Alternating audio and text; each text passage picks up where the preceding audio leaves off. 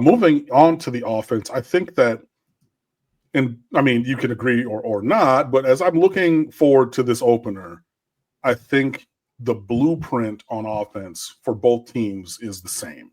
I think it's, I think Miami and Notre Dame probably have the top two offensive lines in the country going head to head. Going to lean on an elite running game. Ours more by committee, yours more from a singular player with excellence. But I mean, backups there, but like ours is definitely more strength in numbers than one superstar guy. And then a new quarterback to our programs leading the way. So, I mean, that's just kind of how I view it. What do you think? And especially, with, as Matt in the chat is saying, CJ Carr, grandson of Lloyd Carr, I mean, is he going to start? Is it going to be somebody else at quarterback? Like, I think the components are the same on both sides. We just know who our quarterback is going to be, who's going to be trying to, plug in and do enough in the passing game. And I think it's very underrated because he's thrown for almost 8,000 yards and 70 touchdowns in his career already, but whatever. But yeah, so what is your thought on the Notre Dame side of things? Probably not good to get into a Carson Beck conversation with me then, because I'm not a big Carson Beck fan. The only pushback I would give you is I think one of the misconceptions people have about Notre Dame's running back room is that it is Jeremiah Love and then a bunch of dudes. If you look back at Jadarian Price last year, he ran for over 700 yards and had 8 touchdowns and also ran for 6.2 yards a carry.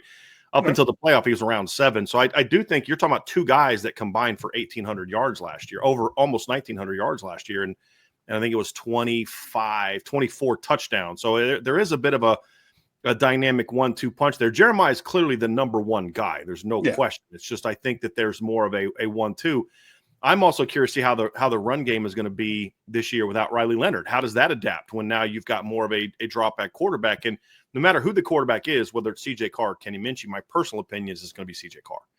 Okay. But all my sources in the program say, even people that think it's going to be Carr, some think it's going to be Minchey, but they all say it's going to be a battle. Whoever's going to start is going to have to win the job. I just think it's CJ Carr because I just think he's more talented than Kenny Minchey, although Kenny's very talented. And in 3 of the 4 viewings we've seen of them together in the last 2 years, they have like this thing called a jersey scrimmage, which is the week before the spring game that they allow us to be at. Okay. And then, of course, the spring games, CJ's outplayed Kenny in those instances. But either way, they're going to have a talented quarterback. And although they're both quality athletes, they're not in the same universe as Riley Leonard as runners. Yeah. So how are the running backs going to be without that presence to take that pressure away? I think that's going to be something to be interesting to see. But I think that's where the pass game improving is what Notre Dame's going to do. You've got Jaden Greathouse coming back, who had a breakout in the postseason. Jordan Faison comes back. And then, of course, we're bringing in, Malachi Fields, who's been one of the better receivers in the ACC the last 2 years, despite having terrible quarterback play. And then you're bringing in Will Paulding, who had a down year at Wisconsin last year, but he's a guy that actually played for Mike Brown, who's Notre Dame's current receivers coach.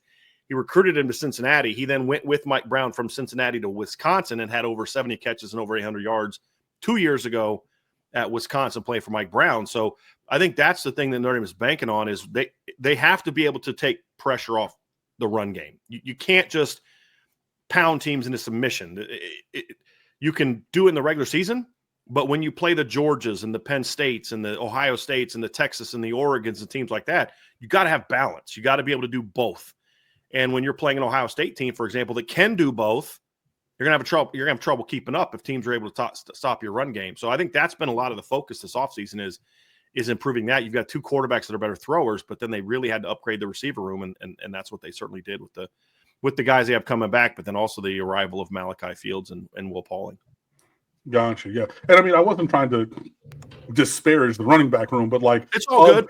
Of the 6 running backs or whatever, on like the top 3 on each roster, it's your number one, and then some other guys. Whereas ours is very much more interchangeable parts. You know what I mean? I didn't take it as an insult to Jeremiah Price. I just think a lot of people get so enamored of watching Jeremiah Love that they forget that this kid's a pretty good player too.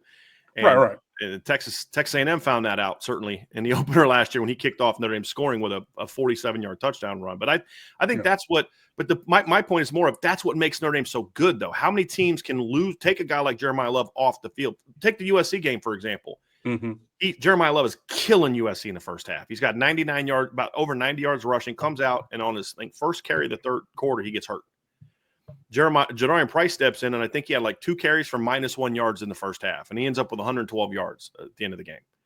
And there aren't a lot of teams that can do that against a quality opponent, and that's what makes Notre Dame so good. And then you go into the Penn State game, and who was the guy that made the big play in the third quarter? It was Aeneas Williams on a sluggo against the Penn State linebacker. And then next play runs outside zone, gets him down inside the 5-yard line. I think that's what makes this room so good is there is depth. It's just that not a lot of people recognize it because none of them are Jeremiah Love.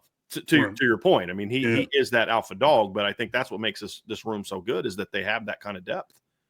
Got you.